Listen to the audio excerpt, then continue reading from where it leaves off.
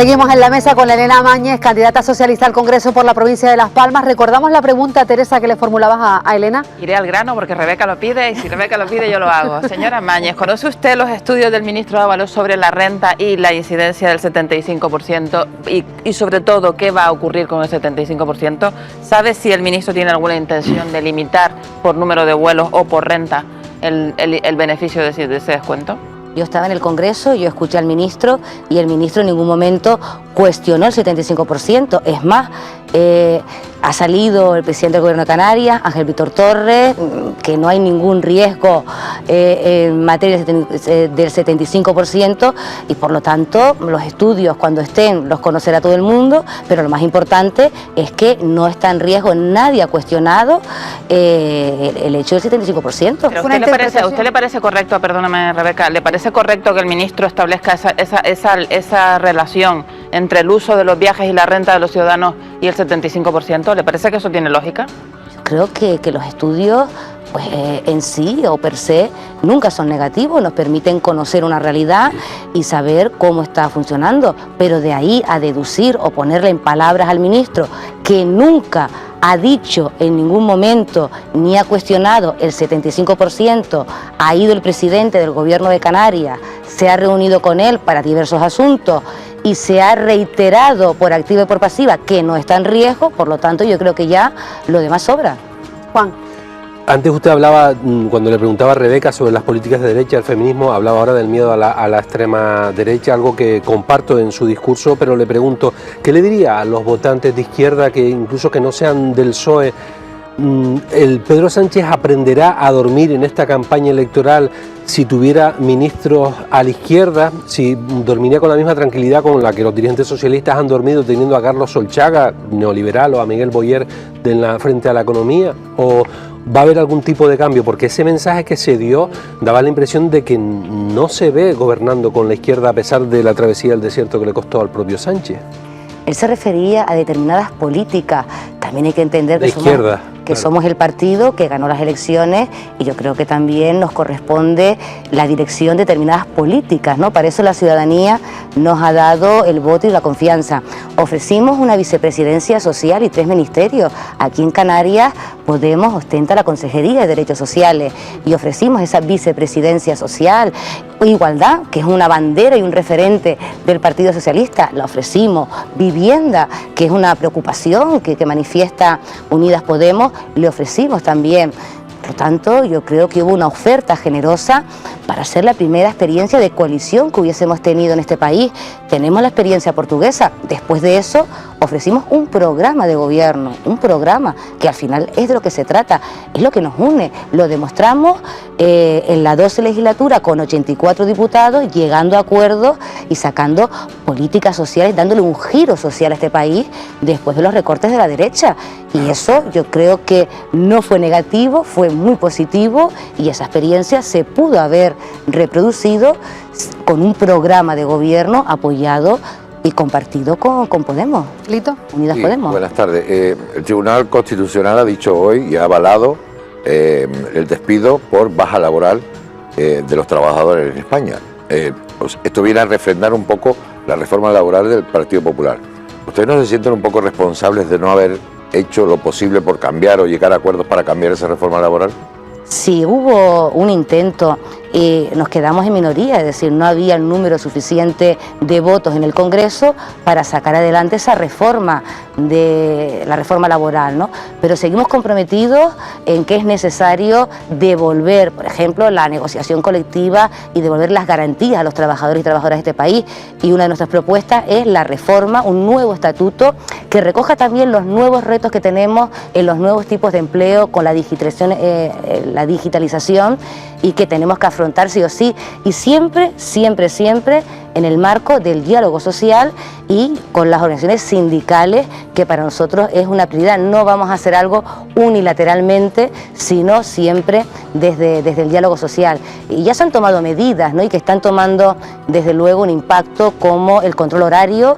Hace unos días salía el resultado de que se estaban empezando a aflorar todas esas horas extras trabajadas y no pagadas, y eso ha sido una incorporación que hemos hecho al Estatuto de los Trabajadores, y ya se está notando el impacto, y esa es la línea, pero hace falta un gobierno, y hace falta un gobierno estable, y un gobierno progresista, insisto, nuestra única opción de gobierno es un gobierno progresista.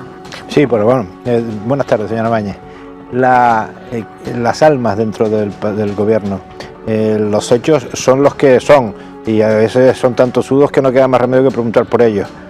Esa alma progresista que usted presume que tiene el gobierno, y que me parece muy bien que presuma de ello, frente a los hechos como la ministra que manda, la de Economía, que manda a Bruselas, previsiones como la creación de la mochila austriaca para que los trabajadores vayamos dotando con nuestros propios recursos, nuestro propio seguro de desempleo, chocan un poco con ese progresismo, al igual que la negativa a imponer un impuesto a la banca para devolver los dineros que tuvimos que avanzarles en el rescate famoso. Usted supongo que se quedará con el alma progresista, pero tiene que comprender que hay gente que no se crea mucho ese discurso de que ustedes quieren un gobierno progresista, porque puede serlo apoyado, puede ser un gobierno progresista apoyado por fuerzas progresistas, pero apoyado desde fuera por el Partido Popular no parece muy creíble. Es que nosotros no estamos buscando un pacto con el Partido Popular, esa no es la opción, siempre fue la opción del pacto progresista y volverá a serlo. Y en cuanto a la mochila austriaca, una cosa es el documento que se mandó a Europa, y en estos días lo decía el presidente. No estarán engañando a los europeos ustedes. Lo decía el presidente Sánchez, y cualquier medida que se tome se va a hacer dentro del diálogo social. No está en nuestro programa electoral, la mochila austriaca. Está en un documento oficial. Es un conjunto de previsiones que se mandan, y cualquier medida que tenga que ver con el diálogo social se hará en ese marco, en el marco del diálogo social. No se van a tomar ningún tipo de medidas unilaterales, cuando además tampoco hay estudios que avalen o que justifiquen el impacto de esa medida, y nunca para cambiarlo por las garantías del desempleo como funciona en estos momentos. Es decir, esa no es la alternativa que se plantea en la mochila austriaca. Habla de un gobierno progresista, ¿qué quiere decir? Con Unidas Podemos abandonando la postura de Cataluña. Porque ya podían haberlo hecho antes de ir a unas elecciones, me imagino yo. No se pudo. Es que con Unidas Podemos, desde luego, nos une la agenda social, lo hemos demostrado durante ese gobierno, esos 84 diputados en la 12 legislatura, tomando medidas que implicaban ese giro social, salario mínimo, subida de las pensiones. Recuperamos el derecho a cotización de las cuidadoras no profesionales, que lo quitó el Partido Popular. Muchísimas medidas en 10 meses, que pensemos el tiempo efectivo que ha tenido este gobierno. En 10 meses hemos empezado a recuperar el estado del bienestar. Eso es políticas de izquierda. Es verdad que en otros ámbitos nos separan algunas cuestiones. Cuando oímos hablar de presos políticos, nosotros no compartimos esa visión, ¿no? Entonces, por eso decíamos que tampoco un gobierno a cualquier precio, porque somos conscientes de lo que se juega el país en estos momentos.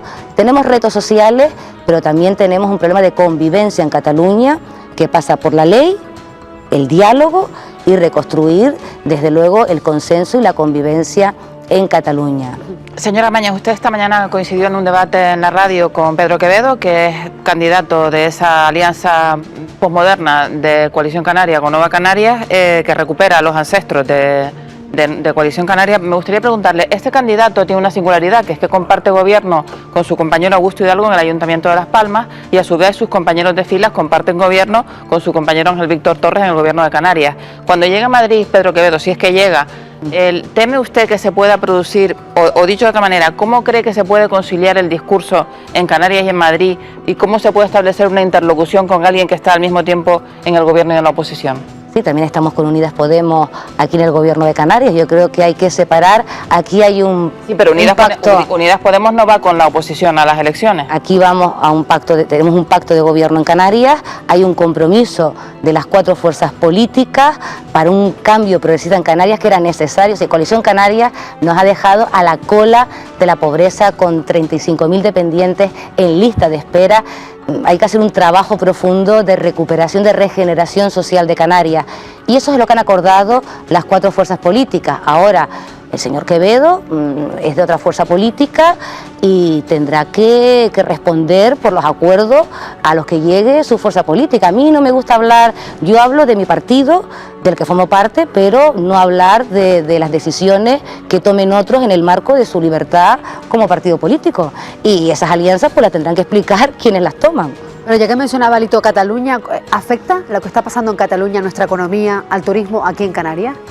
Afecta sobre todo a Cataluña, ¿no? El impacto mayor lo tiene desde luego la sociedad catalana, que tiene un problema de convivencia y eso ya de por sí es importante. Veíamos la noticia hace unos días que venían empresas de Cataluña a instalarse en Canarias, con lo cual, bueno, pues podríamos decir que es positivo, pero como yo pienso siempre en la solidaridad territorial, yo no deseo mal para Cataluña porque son españoles y españolas y deseo que se resuelva ese problema de convivencia y que podamos dentro de ese éxito, ¿no?, que ha sido el modelo autonómico que nos ha permitido construirnos desde la diversidad, desde la solidaridad entre territorios, que volvamos a esa senda y que profundicemos en el marco autonómico. Pero míreme a los ojos, ¿Cataluña realmente tiene solución? Sí la tiene, yo creo que sí la tiene. Es verdad que no es una solución fácil, que llevará su tiempo, pero ahí la política tiene que ser la que dé una solución al problema de convivencia que hay en Cataluña. Es verdad que en elecciones hay algunos que viven del conflicto en Cataluña, que les interesa además sobredimensionarlo, sobreactuar, pedir sobre... Bueno, hemos escuchado auténticamente, a mí me parece, posiciones sobreactuadas por parte de la derecha, que si el 155 permanente de Ciudadanos, que además es anticonstitucional, la ley de seguridad nacional, que no se justifica en estos momentos. El PP sí que tuvo un problema, y con el gobierno del PP pues es cuando se presentó realmente el conflicto por la autodeterminación en Cataluña. Nosotros hemos tenido un problema de orden público grave, y ante eso se actúa con firmeza pero con sensatez. Algunos querían sacar los tanques a la calle, y ya lo de Vox era como, bueno... Con todas esas personas, casi 2 millones de personas que se echaban a las calles, con esa defensa casi religiosa, mística, de esa defensa del independentismo, ¿volverán al constitucionalismo? Yo espero que sí, es que en la Constitución cabemos todos, es que eso ha sido lo que nos ha dado estos 40 años de democracia en este país. La Constitución es un consenso construido, es verdad, en el año 78, pero que tenemos que reconstruir ese espacio de convivencia y hay que hacerlo desde la política, con diálogo con la ley, con la legalidad, con la Constitución y con política, con diálogo, no con la judicialización, como ha hecho el Partido Popular, no sobreactuando tampoco, porque lleva a consecuencias que las hemos visto, y lo que tiene que hacer es la política que construya esa convivencia en Cataluña, porque el problema lo tienen entre catalanes sobre todo, y eso es duro. Es esa... Volviendo a Canarias, señora Mañez, ¿tiene miedo el Partido Socialista Canario de una posible ruptura del Pacto de las Flores con ese conchavo o enamoramiento súbito o reencuentro entre los nacionalismos? No, yo lo decía antes, ¿no? Hay un acuerdo y un pacto firmado por 4 fuerzas que además en campaña electoral compartíamos el discurso de la necesidad de cambiar Canarias después de 26 años de gobierno de coalición canaria. Y yo creo que ese compromiso ante la ciudadanía, porque cada partido se comprometió a esa regeneración, a ese cambio social en Canarias, pues es lo que ha permitido este pacto. En principio, bueno, más allá de que ese run está y estará. Lo reformulo, ¿existe confianza plena entre Román Rodríguez y Ángel Víctor Torres? Sí existe confianza, además Ángel Víctor es un hombre que construye confianza, eso lo sabe hacer muy bien, lo ha demostrado a lo largo de toda su trayectoria política, sabe construir confianza y por lo tanto plena confianza, porque confío en mi secretario general y presidente del Gobierno de Canarias a la hora de llevar adelante este gobierno que va a ser bueno para Canarias. Hacía falta este cambio después de 26 años con estos indicadores, una comunidad autónoma que llegó a tener más de 1.000 millones de presupuesto y ha sido incapaz de rebajar esas cifras de pobreza. Si es que esta es una sociedad en la que ha ido creciendo los índices de desigualdad de forma alarmante, con listas de espera en personas, 35.000 personas dependientes en lista de espera, que son cifras... Por evaluar, esperando por ser evaluadas. Por ser evaluadas, claro. Entonces, pero ahora hay que darle tiempo a este gobierno. Hay que darle tiempo a este gobierno porque acaban de llegar, llevamos unos pocos meses, acabamos de presentar el anteproyecto de presupuesto y a pesar del agujero que nos dejó Coalición Canaria y el Partido Popular, que cuando hablan esa mantra de bajar impuestos de la derecha, ¿no? Hay que bajar impuestos, hay que bajar impuestos. Pues mire, se bajan impuestos, se deja de recaudar dinero y eso al final repercute en los servicios públicos. Fiscalidad progresiva, que paguen los que más tienen para que podamos sostener el estado del bienestar, que es un bien común. La política desde otro punto de vista, desde lo personal, lo mejor y lo peor de estar en esta profesión, en la política, para usted. Bueno, lo mejor, yo me siento muy privilegiada por la oportunidad además que me ha dado mi partido de tener distintas responsabilidades, porque te permite conocer mucha gente, conocer muchas realidades, ¿no? Te permite tocar, ¿no? Tocar. Yo también vengo de una ONG, vengo del trabajo a pie de calle y entiendo la política de esa forma, ¿no? En el terreno, en el día a día, en la cercanía, ¿no?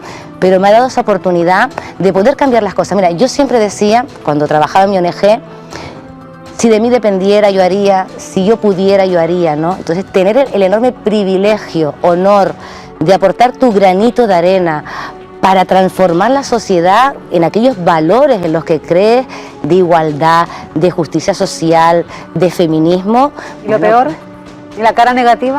La cara negativa es que cuando se empieza a hablar de la política como el problema, yo creo que hay un discurso interesado a veces de deslegitimar la política, porque eso además favorece los populismos, ¿no? Y lo estamos viendo. Creo que la política es lo que permite transformar la sociedad, la que nos permite, como yo entiendo, transformarla, evidentemente, en clave de igualdad y en clave de justicia social. Y me duele cuando se hacen esas generalidades de todos los políticos, es que están los privilegios que tienen los políticos y las políticas.